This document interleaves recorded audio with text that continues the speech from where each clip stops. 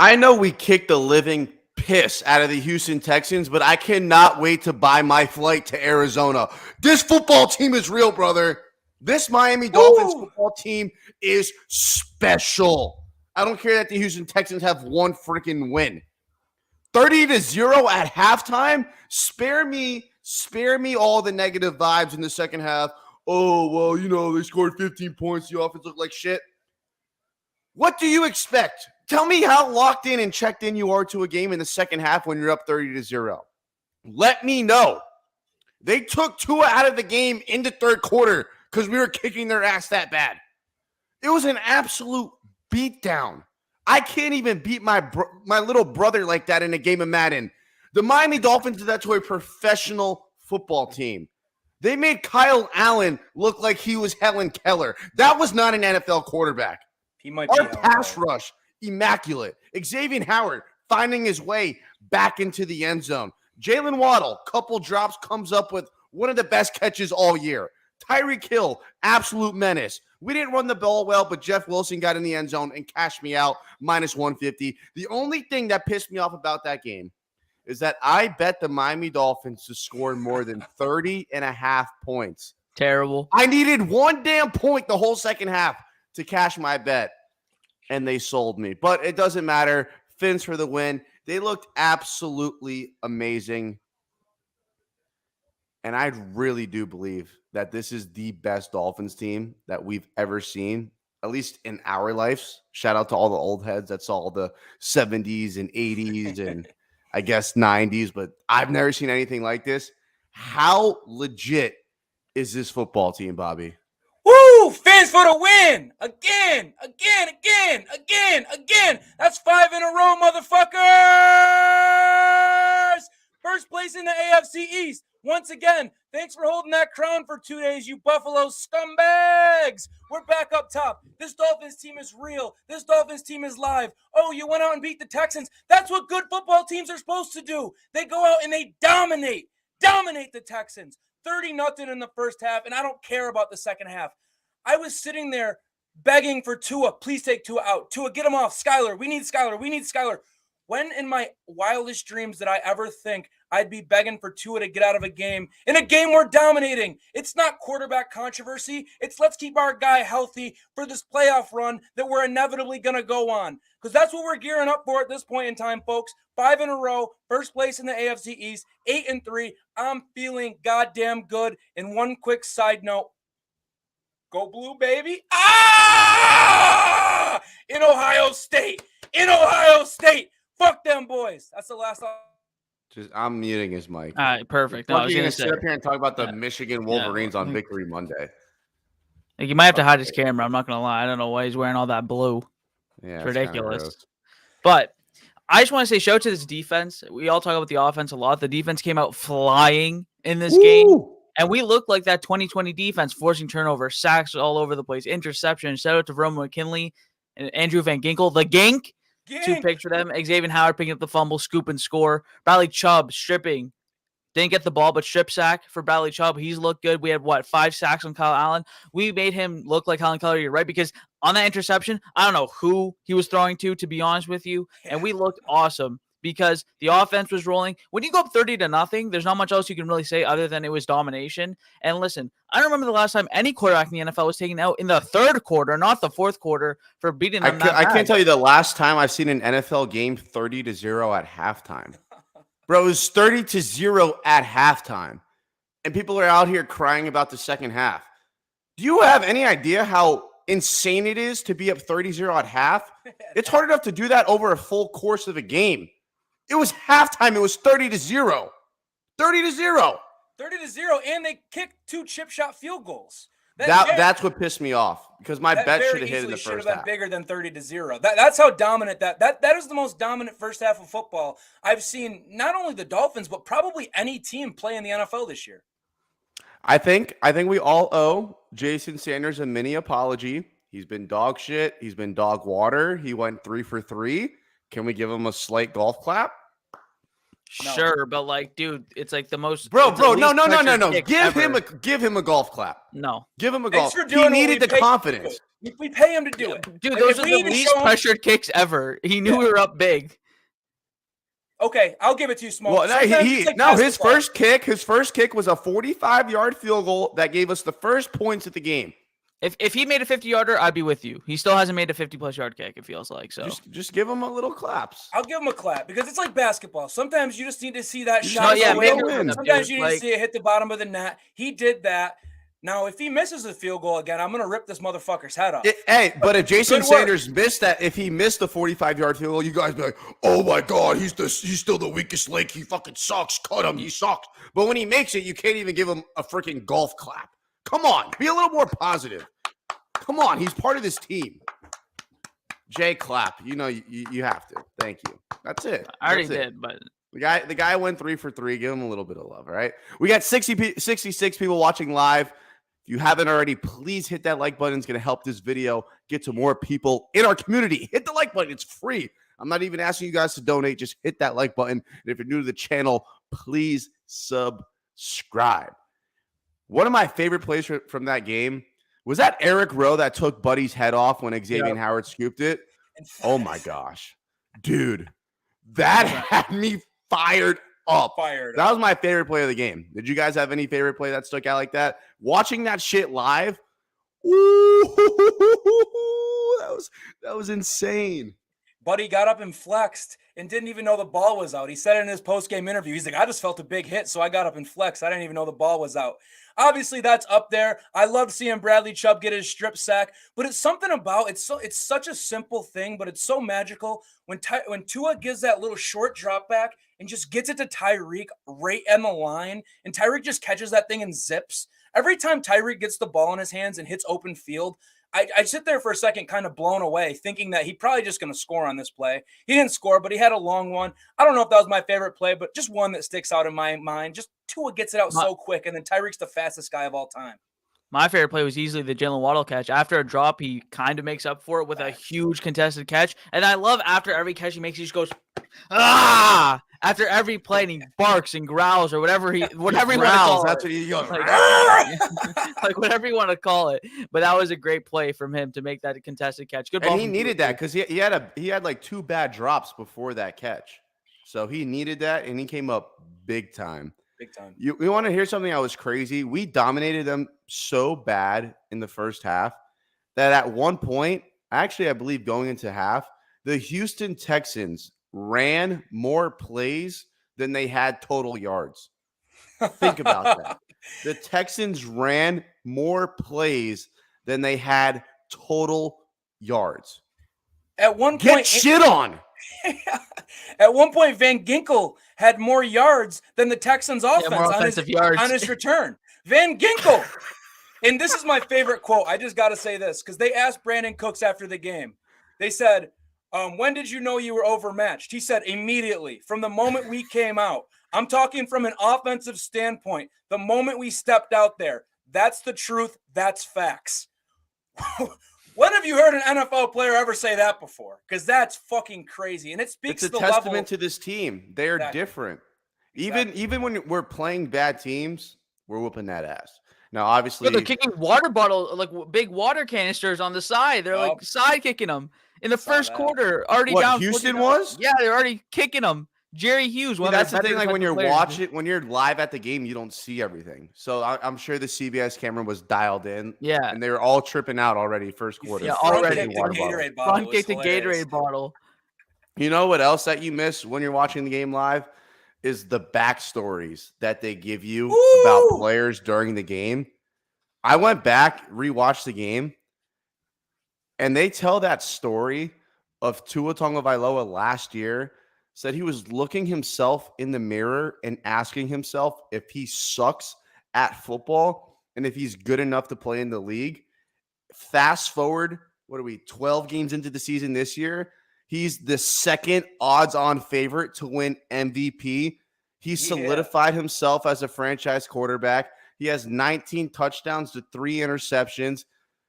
And he finally has a coach that believes in him. And just to think about how far he's come, it's unbelievable. This man was looking at himself in a mirror, asking himself, do I suck.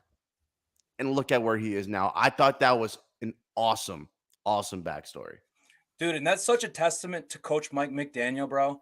Like, look at what good coaching can do. And the exact opposite with Flores, where this guy's looking himself in the mirror, asking if he's good enough to play football. Do I suck at football? McDaniel comes in. He shows this guy, 700 plays that he put up in a montage and just said, Tua, look at all these throws you made. Look at how good you are. And if you notice, after every game, McDaniel will say, he won't say it right now, but this guy's playing some incredible football. All he does is instill that confidence because he knows Tua has it, man. He sees it. He sees the ball placement. He sees the eyes. He sees the ability to manipulate a defense. All he needed was that little confidence, that little, I know that I can do this, and that's what he has now. And look at what this guy's doing, man. Look at what this guy's doing. There's maybe one other guy in the NFL doing as good a job at the quarterback position as Tua right now, and it's Mahomes. Outside of that, there's no one else near him, dude. It's ridiculous. Not to mention, people call him crazy. Tyreek talked to how much confidence can be so good for a quarterback specifically. Well, obviously all football players. You talk about it with Waddle, but he also he was really emphatic about it about Tua Tagovailoa, where he's like, if you give this guy confidence, he can ball.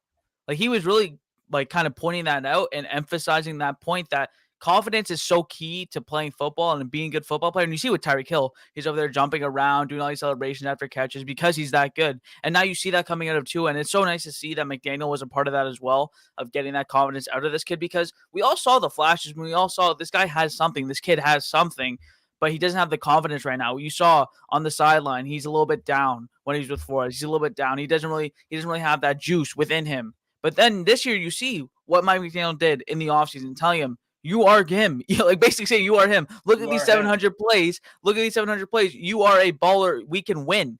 And we can win with ease with you at the quarterback position. Basically just instilling that confidence, which is just so huge. And for Tua Tagovailoa, who is a guy who he's talked about how throughout his whole life, whether it was his father, Nick Saban, Brian Flores, whatever the coach it is, even Darrell Bevell now, that he's always been a guy who's people tell him what he's doing wrong, all this stuff. Mike McDaniel is one of the first people, and Tua said this himself, I'm not just speaking on it wildly, that McDaniel was one of the first people to say, no, you're doing good, with that positive reinforcement type of thing. And clearly it's working because Tua is balling at another level. And like you said, he's at the level that Patrick Mahomes is playing. It's them two, and then there's a huge drop-off. So I just want to say shout out to Mike McDaniel for bringing this kid out of the dumps, because there's a world where this never happens. We saw Brian Flores, and we don't think Tua can be him. And look at what he's doing now. So shout out to Mike McDaniel for doing that. Shout out to Mike McDaniel for somehow finding 700 plays where Tua did really good. I don't know if he threw in some Bama clips, and it's not even necessarily Tua's fault for the lack of big plays. Because even Jay, you would be like, I would go back and try to watch highlights of Tua, and everything was just screens and bubble screens and this and 1 yard slants. It was just terrible.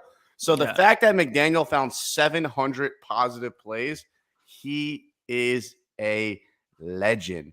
Let's talk about Tua's performance. I don't think it was his best performance, but then Jay honestly made a pretty good point before the show started. He said, dude, he had 300 yards in basically a half. And we don't think that's good.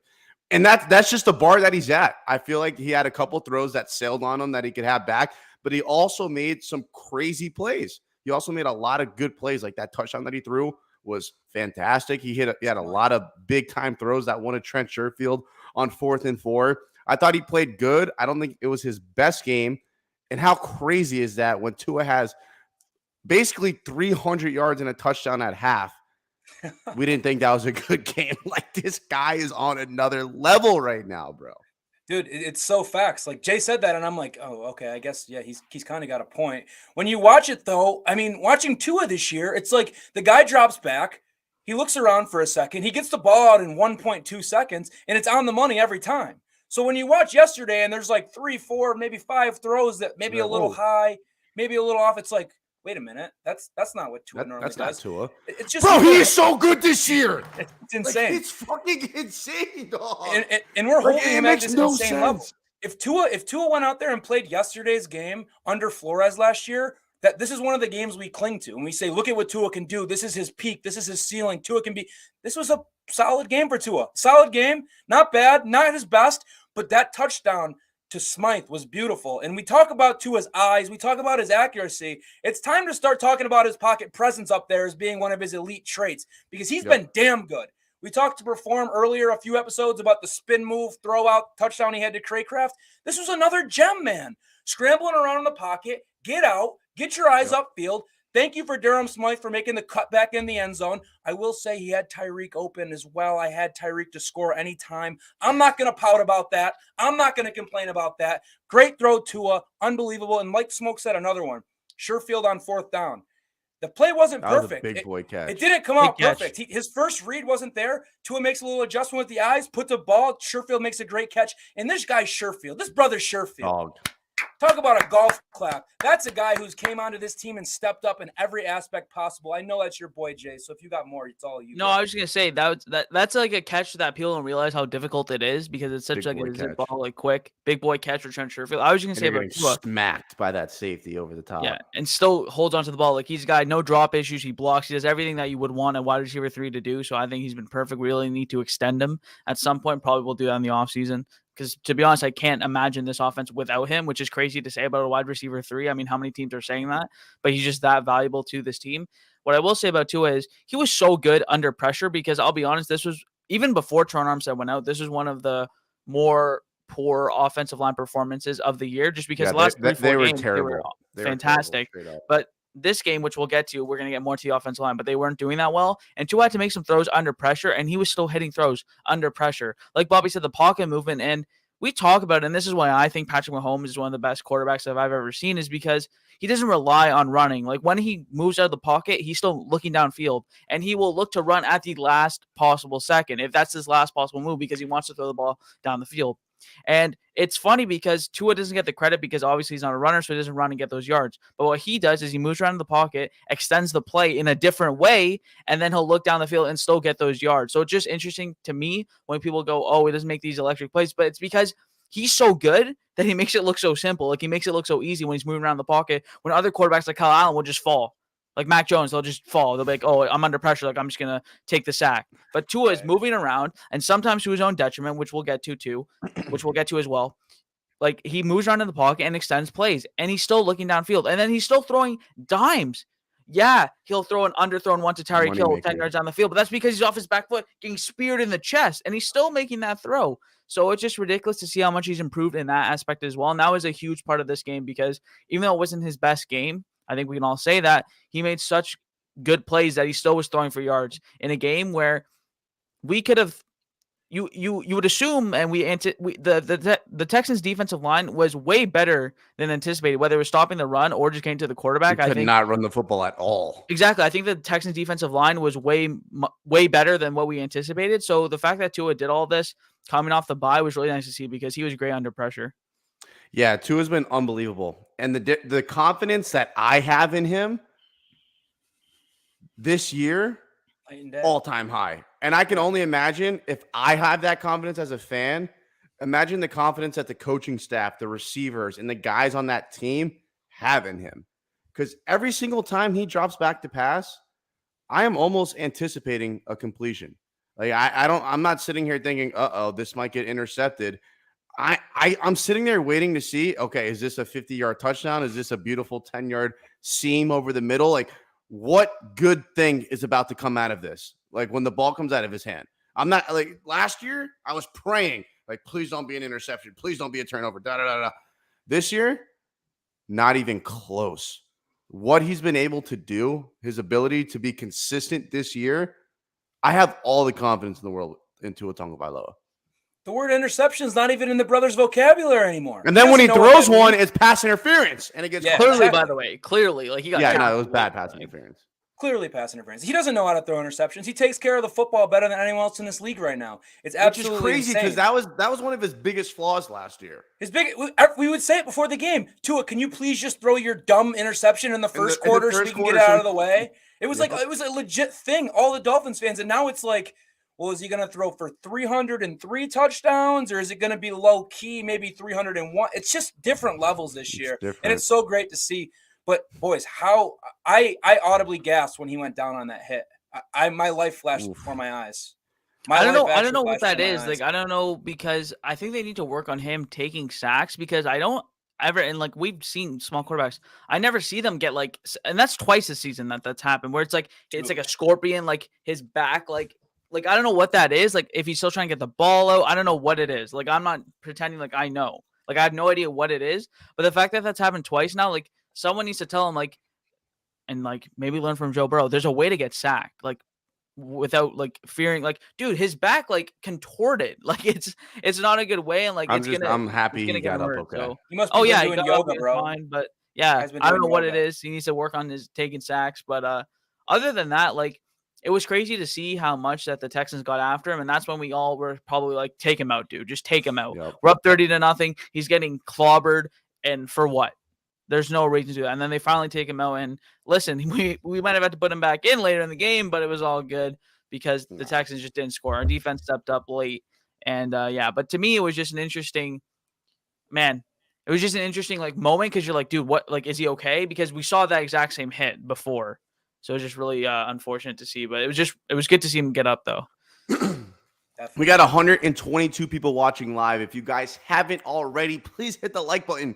It is free. It's going to help this video get in front of more Dolphins fans. It's going to help us grow our community, and it doesn't cost you anything. So please hit that like button. If you guys are new to the channel, please subscribe. All right. We're 20 minutes in. I've been trying to keep it as positive as possible because there's a lot of good things to be positive about. Yep. But man, was I heartbroken when I heard Teron Armstead is going to miss the next 2 to 3 weeks. And Biggest storyline of the game. It's the 3 most important games of the year against the 3 teams with probably the best pass rush. Next week, it's Nick Bosa. The week after, it's Joey and Khalil Mack. And the week after that, it's Greg Russo and maybe Von Miller. I don't know how long he's going to be out, but still that Buffalo defense gets after people. How are you guys feeling about their Teron Armstead injury? I mean, between him or Tua, it'd be a toss-up as to say who's the most valuable player on this Dolphins team at this point. I would say everyone else. 100%. That's 1 and 2. And when he went out, man, you watched what happened instantly. It was pressure after pressure after pressure after pressure. And then that starts happening, and the momentum fades away. All of a sudden, the defense starts playing like shit. I'm not saying they're one and the same connected, but there's definitely some correlation there. When you start losing that momentum on offense, that swagger, all of a sudden the whole team feels a little bit. And you could tell that we felt it in this game, man. That second half sucked to watch. And it just sucks, dude. The guy's unbelievable. The thing is, we knew he was going to be hurt. We knew he was going to miss games. We said that as soon as we signed him. We know he's a bit of an injury liability, but when he's on the field, he's absolutely dominant.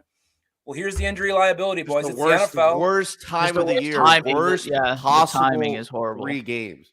Worst possible. It's not the worst possible because we're going to be playing playoff football. The worst possible would be the end of the season. That's fair. That's a good point. We have to adjust our thinking now as Dolphins fans. The regular season games are important. They're huge. We need to stack W's. But we have a playoff run coming up this winter. And him maybe getting hurt now and being back by then could be a blessing in disguise. You never know what could happen. It sucks. You can't sugarcoat it, though. It sucks. But Mike McDaniel, man, that's all I got to say. He's figured out a way to rally this team before. Adversity creates opportunity. I don't know how he's going to do it. I don't know how he's going to do it with Shell in there at left tackle or Jackson or whatever he decides to do. But until he proves me wrong, I'm going to believe that McDaniel will figure this out and we'll be good to go, boys. I'm going to try and keep it as optimistic as I can. Yeah, I trust Mike McDaniel, his game planning, like all that type of stuff. Like Alec Ingold will be out there helping block. Our tight ends will be chipping, releasing, all that type of stuff. 100%. So. Ingold. Monster. Oh, exactly. Yeah. I told you guys I did not want to start AJ. I did not want to mess with the chemistry on the offensive line. And I feel like if it was purely talent and performance, he would have never started because that 5 offensive line group that we had was money. And then you force AJ back into the starting lineup, and he was abysmal. He sucked the whole game from the first snap to the fourth quarter. He was terrible. And now he's hurt again. Poor little AJ finally comes back for 1 week, and he's hurt again. So not only did you lose Teron Armstead, you lost your depth piece. Now who goes in if someone gets dinked up in the middle of the game? Who are you going to rotate? You're going to keep playing musical chairs with your offensive line? AJ should have never started that game. There's no reason. If he was not a first-round pick, he would not have been starting at right tackle. And now You don't even know if you're going to have him next week. You don't even know if you're going to have him. So who's going to play left tackle? Who's going to play right tackle? It's Greg Little. Like that's what they went with, right? It was Greg Little, and we talked about that at the start of the season. How we're so afraid of that becoming a reality, and now it's a reality for the next 3 games. Yeah, the 3 most important games of the year. Season, yeah. No, seriously. Yeah. If you drop those 3 games, it could piss on our fucking parade, pal. This is an interesting. I was gonna say I have a question for you guys because this is interesting because I think there's like 4 players up there. How would you rank? Like, who would you say are the most important like players on the Miami Dolphins, and how would you rank them like 1 through 5? Because I think Teron Armstead is way up there. It's Tua, Teron, Tyreek, Xavier, Wilkins. I'd put X before Tyreek. Those would probably be my top 5 too. But we're tripping. Like, Tyreek is such a beast. That's what I'm saying. You have Armstead over Tyreek, but Armstead is like so important. Like, no, it's Armstead's right after Tua.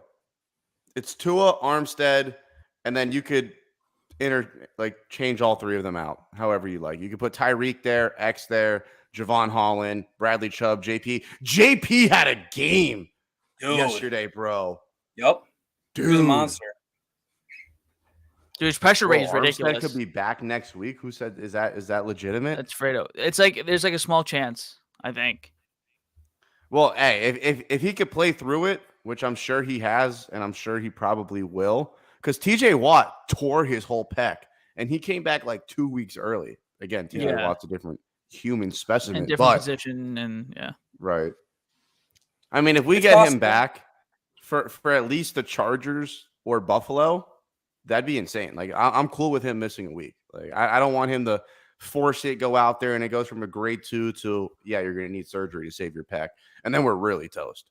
Because he is the second most important player on this football team. And there's no debate. When he's out there, the offensive line is great. You don't even have to look at the left side. You know it's being held down. The second he went out, dude, it looked like from Game of Thrones when the White Walkers just freaking invaded and took over. They just shit on everyone.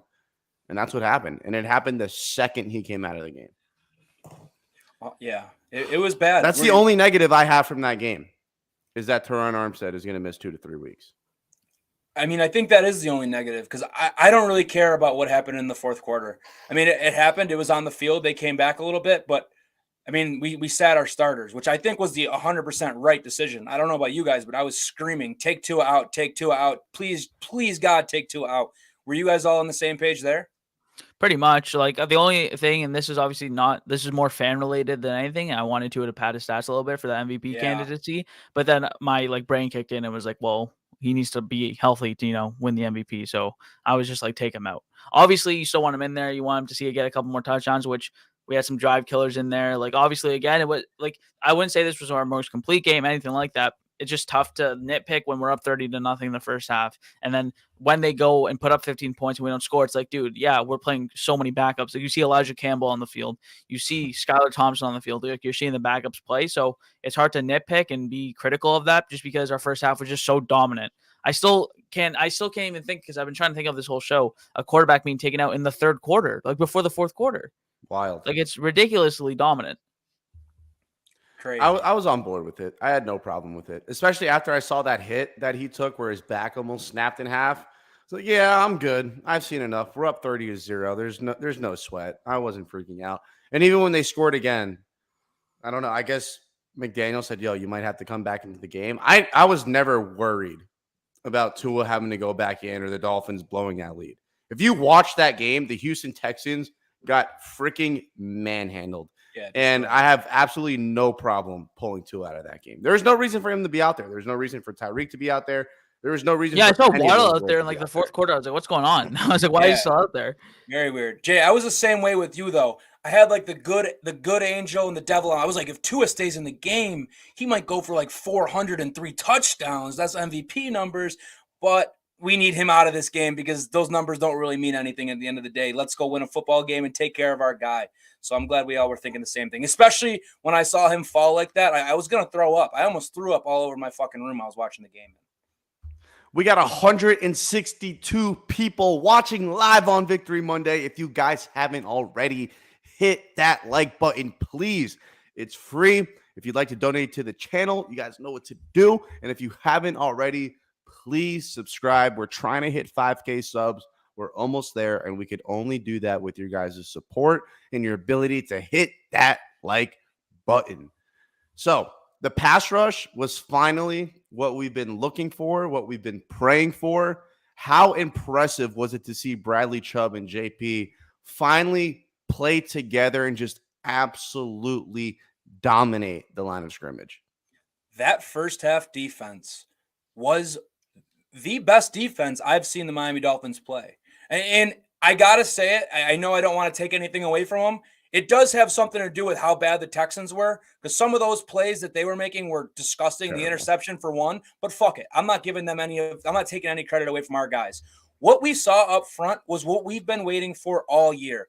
That was Jalen Phillips' relentless pressure, his nonstop motor, finally getting home, getting a sack. You got Bradley Chubb on the other side, forced fumble. You got Melvin Ingram showing burst plays, Van Ginkel interception. You got Xavier Howard getting into the end zone again. Bro, you know how happy it made me to see Xavier Howard back in that end zone? Confidence. That's where he belongs. That's what this guy does. And exactly what I was going to say, Smoke. You don't think that breeds him some more confidence? You don't think he's more fired up? He's not feeling himself a little more after he got 6 points for his boys? Man, that defensive performance in the first half was fucking special, boys. I wish we could just bottle that up and bring it with us everywhere we go, because Lord knows we're going to need it on the road in California these next couple of weeks. That home split between the home games and the away games with the defense has been insane. It honestly doesn't even make sense. So now they got to go prove it to us that it's all fluke. It's all coincidence. That doesn't mean anything. We're going to go play the same defense we played out in California. The only thing I want to push back on is I think they've been playing well like most of the year. I just think quarterbacks were throwing the ball like so quickly against our soft coverage defense. I thought like if you went back, like their averages to throw was like way lower when it was against us compared to their average for the rest of the year. So I just thought like they were still getting to the quarterback, but it's like how like they're not going to sack a quarterback within 2 seconds. That's just not even possible. Yeah, so like I didn't want to push back on that a little bit because their pressure rate has been good the whole year. But now finally with their cornerbacks coming back, we can finally have those pressures be converted into actual sacks. So, and yeah, shout out to Eric Rowe too. He pushed that hit stick button. Cater Coe with the initial tackle. Eric Rowe just comes in, puts a hit stick on him, just absolutely destroys him. The ball is way out. Eric Rowe doesn't even know. That's how hard he hit him. He doesn't even know the ball's out. Xavier Howard scoop and score. Just a dominant performance. And like I said at the beginning of the show, it really felt like that 2020 defense, forcing turnovers, defensive scores. It was really nice performance from them. But yeah, man, the defensive line was playing great. Our shout out to the run defense too. I don't know if you're gonna get to that later, just because we're talking about the edge rusher and defensive line. Dude, Dameon Pierce had like 5 carries for 8 yards. Nothing. Got bullied. Nothing. Like terrible. Our interior is so good, and we need to pay Christian Wilkins. We will pay Christian Wilkins. I don't have any doubts about that. Too. But he is just fantastic. He's amazing, dude. He's probably he's one of the most underrated players. Like he is a top 5 interior defender. Like I can't name like what 6-7 guys better than him in the entire NFL. Like it's ridiculous. He's so good. He's gonna get a bag as he should. But yeah, man, the defense really came to play, and it's really nice to see them have that game, which before they put the backups in, hold the team to a shutout basically for the first half.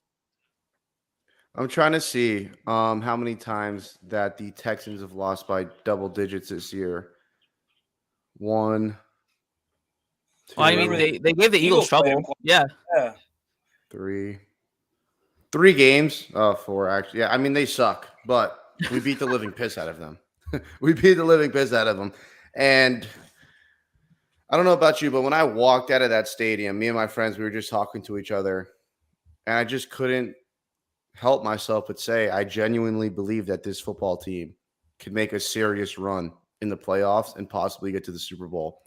This is the most electrifying offense I've ever witnessed in my life. I believe Mike McDaniel is the biggest blessing that has ever happened to this team. Thank God all these other NFL teams didn't even give him an interview. Can you imagine how stupid they feel now? They didn't even give this man the time of day, and he's out here scheming up plays that has guys like Tyreek Hill and Jalen Waddle running free. The 2 most electrifying players in the league are running free because of this man's play design. Mike McDaniel, from Nick Hicks to a trainer's mouth, brought Tua back to life. He unleashed Tuscaloosa Tua. Crunk ain't He dead. is the reason why this kid is playing at such an elite level. And I've never seen an offense like this. I've never seen a quarterback play like this. I've never seen a head coach lead men like this. I've never seen a defense, at least recently at home, dominate the way they've been doing it. Do you guys think I'm too drunk on Kool-Aid? Or are you starting to buy into the fact that, yeah, this team could start making some serious noise in the AFC? Bro, I've never felt this way about a Miami Dolphins team in my life. As a fan, I've never felt this way. There's never been a time where you're sitting here. Shout out EM Baller. Super chat. Appreciate you. Hackett was first to get HC job. McDaniel on one. Exactly, bro. They didn't want him. Crazy. They didn't want him. And they all messed up. And they're all kicking themselves now because McDaniel is a monster. But, bro, I've never felt this way. I've never been sitting here after week 12, was it just week 12, saying, holy shit, the Dolphins are going to gear up and play playoff football. Like, we will be in the playoffs. It's not a matter of where we're going to be in the playoffs. It's, are we going to win the division? Are we going to go be the 1 or the 2 seed in the playoffs or wild card, whatever it may be? We are going to be in the playoffs playing legitimate, meaningful football, and that means the world. And this guy, Mike McDaniel, did I have my doubts when he first signed on? Sure. He quirky guy, says every other fucking word. I'm growing to love it. That's the only thing I don't like about Mike. I love it. Every word. Every word. You think he when he calls plays? Pro 30 I 60. I'm just glad that's what you said. I thought you were going I thought he was. I thought so too, Jay. I thought so too. But no, I bet when he's calling plays, he's so dialed in, he doesn't even think to say Is that why we got plays off late sometimes? He's like, just so smart like, that he's trying to. I feel like he's so smart that he's trying to dumb down his answer to give to the media so they can understand what he's trying to say. He's the too level he's smart working at, to the point where, like, if he starts speaking like Mike McDaniel, we're gonna have to start bringing like a dictionary every time he speaks. Shout out AT Fins News. Love the show. Smoke, Bobby and Jay. Keep up the good content. Best in the business. Woo! Let's smash the 49ers this week. Amen, brother. Thank you for the super chat. We might as well talk about that because this game's about to be Percy. Wait, and one more thing though. Personal. Y'all want a little Mike. Whoa. You guys want a little more Mike McDaniel? That is a mouthful. Try and say it. A little more Mike McDaniel. Mic'd up. My boy's mic'd up. We asked for it last week after Tua and him were on the sidelines saying, wouldn't it be sick if we could just get McDaniel mic'd up for a whole game? Well, the Dolphins, listen, they must be watching the show right now. Shout out whoever's watching the show from the Dolphins because we gave you that great idea. You're welcome. Mike McDaniel live on Mic'd Up is going to be legendary. I can't wait to watch it. I guess throw that in there. I can take my chances of like getting a job with the Dolphins going away. I'm saying Byron Jones, fuck you, go fuck yourself. All this dumb shit. Yeah, no, we have no shot anymore. They're gonna go back, watch your film, and be like, yeah, no, not happening. All right, but this week against the 49ers, yo, it is personal. You got Debo out here tweeting at Raheem Mostert to be real with himself. Jeez, Yeah, Jeff was not shitting on got shipped. They just shipped Jeff. I mean, McDaniel's going back to San Fran. Who's a real genius? This game is personal. Sure feels personal. Like it. Raheem out here saying, yeah, I mean, I had an opportunity to actually play with a quarterback who can actually sling the football. And then I think Debo was actually responding not to that, but to the fact that Raheem said this team is more talented and has more talent than the 49ers team that went to the Super Bowl. Is he wrong? I don't think so. I don't think he's wrong. He's not wrong. Better quarterback, better receivers, better backfield. I mean, you still got to go out and win the game. Our D-line is legit. 100%. And you still got to go out and win those games. Tua's doing way better than Jimmy G ever has in his life. Yeah. Oh, not even close. Remember when people said Jimmy G was Tua's ceiling? Better than that San Francisco team. Jimmy G was Tua's ceiling at one point. At Tua's best, he was just going to be a game manager quarterback who could rely on a great defense. That's what Tua was. That's what people thought. And now they're going to show. Tua and Jimmy G shouldn't even be in the same goddamn sentence because Tua is an actual quarterback. Jimmy G is just a game manager who goes out there and lets his team get it done. But I can't wait for this game. And I like how it's getting a little personal, getting a little rivalry action. There's nothing better than hyping it up and then getting out there and getting it to play. And was what Raheem said wrong? I don't think so, man. If you look at on paper the talent between the teams, I would say the Dolphins team has more talent. Now, I'm not taking anything away from the 49ers. You still got to go out there and win those games to get where you got to go, which I'm hoping our Miami Dolphins will go out and do. But I mean, his statement's true. His statement's facts. Don't be hating on him because you're mad, bro. That's how it is. You got two and T back here. He's mad Mike McDaniel didn't bring him, bro. He's mad Mike McDaniel didn't bring him over. Because remember, we're meeting at Tuesdays. We're meeting. He made me the player I am. Yeah, he's mad that they trade for Tyreek over him. So you can keep your bum ass in San Francisco. Not to mention, don't believe what people are Mike McDaniel saying. Oh, I'm just trying to make it a normal week. Everyone, Raheem, they're gonna say it's a normal week. It is not, because anytime you go and you face your old team, I don't care who you are. I don't care what I made this thing before. We talked about this before. I don't care what league you play in. I don't care what level you play in. If you go from one team to another, you're just in your brain. You're going to be a little more amped up. Like, it's a little more up for that game. I'm just saying. That just is what it is. And especially with Kyle Shanahan, because he's the main guy that really took Mike with him everywhere. For years. Atlanta. Yeah, everywhere. He was Mike's basically plug in. Atlanta, Cleveland, Atlanta, Cleveland. Where else did he go? And then San Francisco.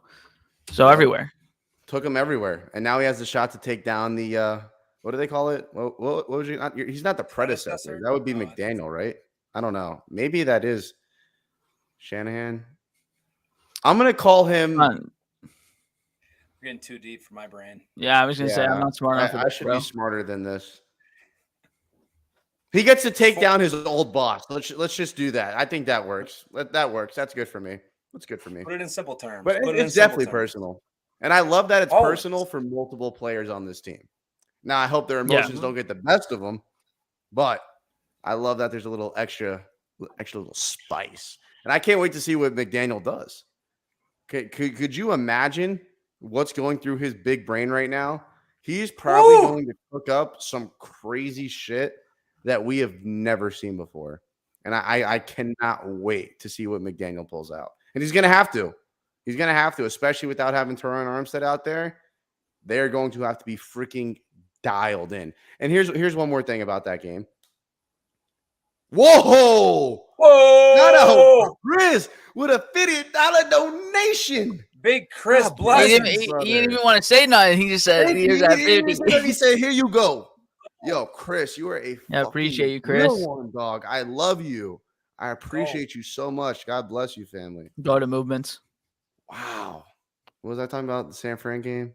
You said he's going to have to, especially with Armstead out, talking about McDaniel's play call he's about to go with. I got it.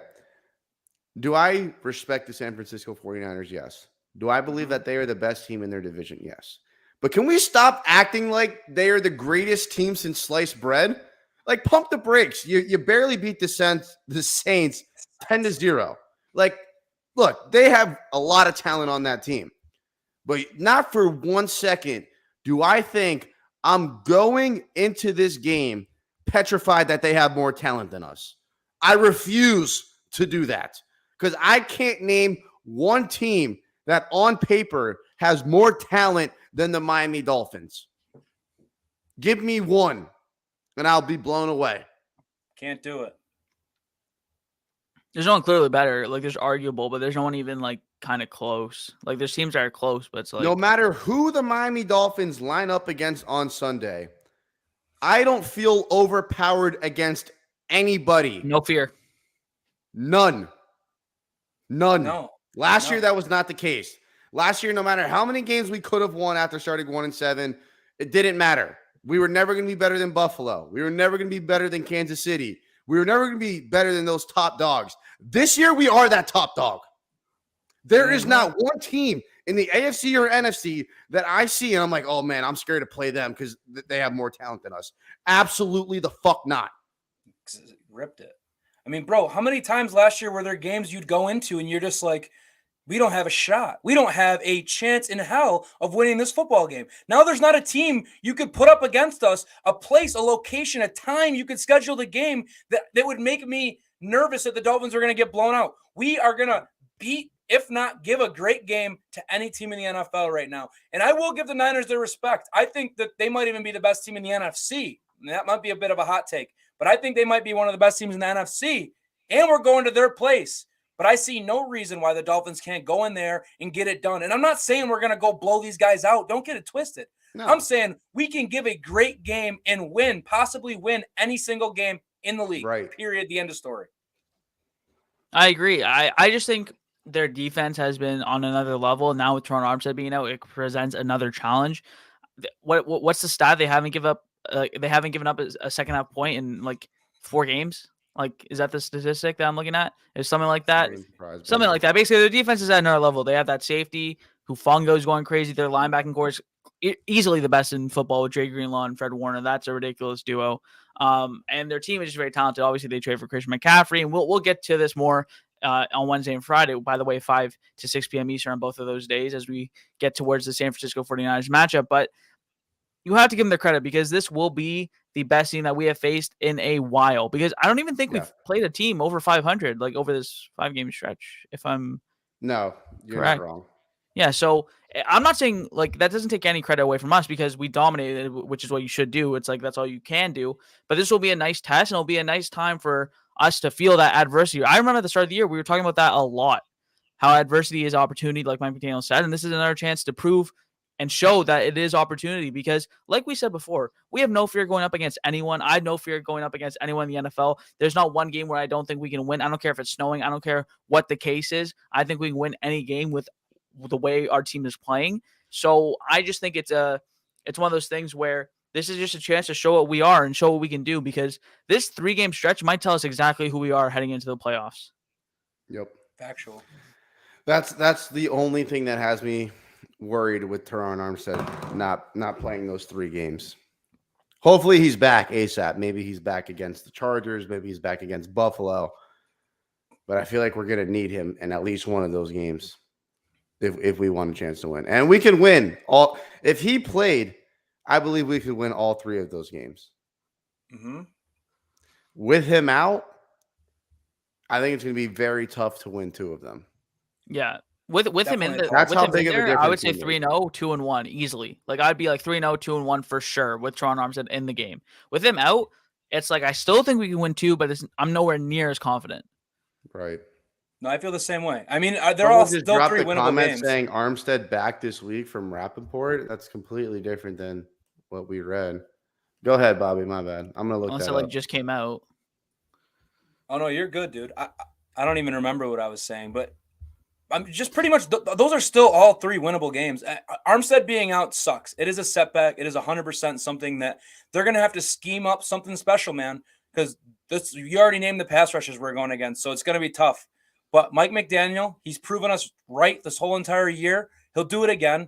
He'll get it going. I feel confident still going into this stretch. And it is 3 road games in the NFL. Do I think we probably likely lose one of them? Probably somewhere in there we lose a road game to 3 great teams.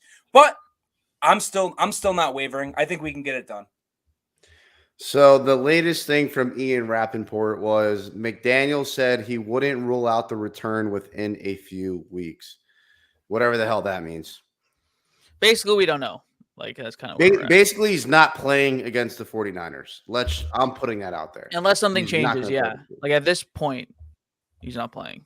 It's likely.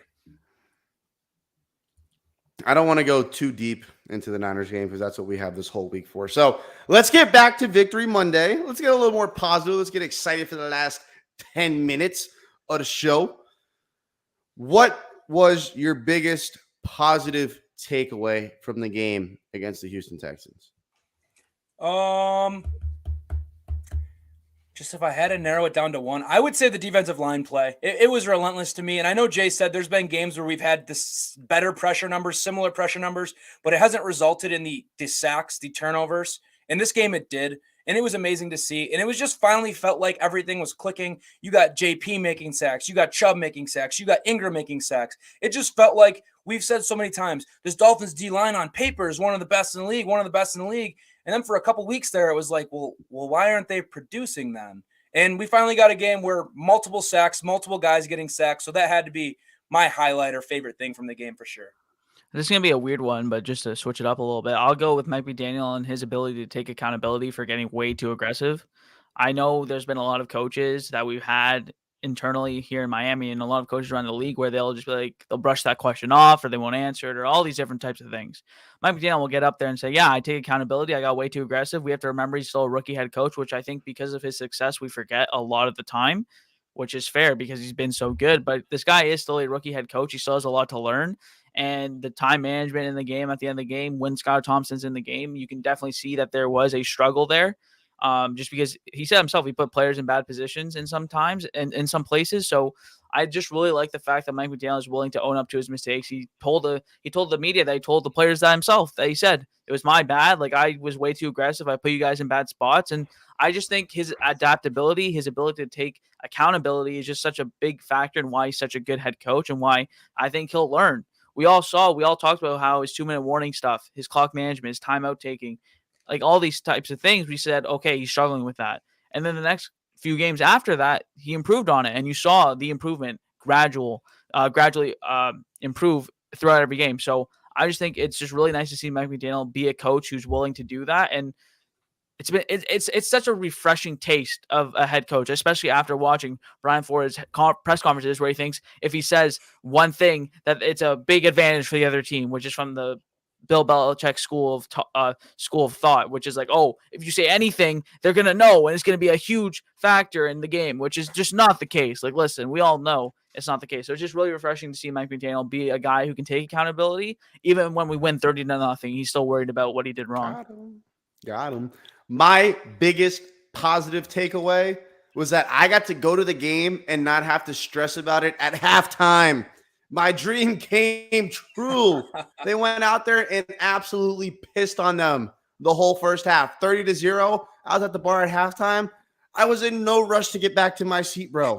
I was loving life. I met up with Nick Hicks. I'm out there. We're ordering shots. I'm meeting up with all my boys, watching the game, little red zone, 30-0. It was amazing.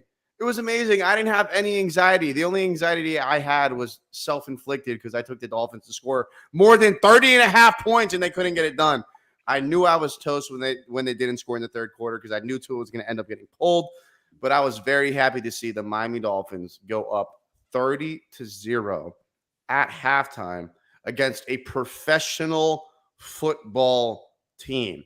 They locked up Dameon Pierce, who's an absolute savage, fellow Florida Gator, and we made them look stupid. We really made them look like they were worse than the Michigan Wolverines. That's what we did. That's what we did. Wolverines. Relax with that. But I've been rooting for you to get that final, like, you don't have to worry about a game. Let's get absolutely hammered and just go hang out type of game. Because we've been waiting for that all year. I was hoping that when I came down in Pittsburgh, we'd get that kind of vibe. That would have been great. No, instead we're holding on for dear life, hoping we don't blow it. Shout out Igbo for the pick.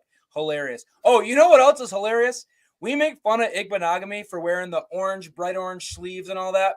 Trent Sherfield wears them. No one says a thing. Because Trent Sherfield goes out there and does his job. Good. He's got the orange gloves. He got the sleeves. No one says anything about when he wears orange because we don't mind recognizing where Trent is on the field. Nope. There was Noah as a problem.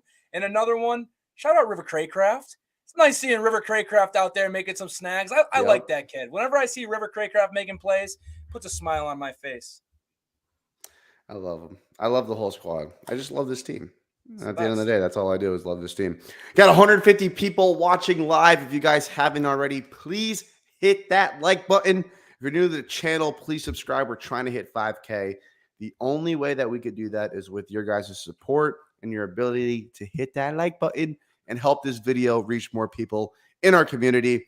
Shout out to everyone that donated to the channel today. We're so blessed and so thankful to have you guys. Shout out to everyone in the chat. Shout out to everyone that has watched live from beginning to end. You give us an hour of your time every Monday, Wednesday, and Friday, and we're always grateful for that. And we'll always, always, always try to provide you with the best content possible. We're so grateful. We love you guys. Come back, same time, same place on Wednesday, right here on The Smoke Show from 5 to 6 p.m.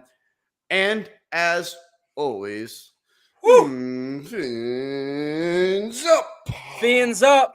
Fins up. Win. Again.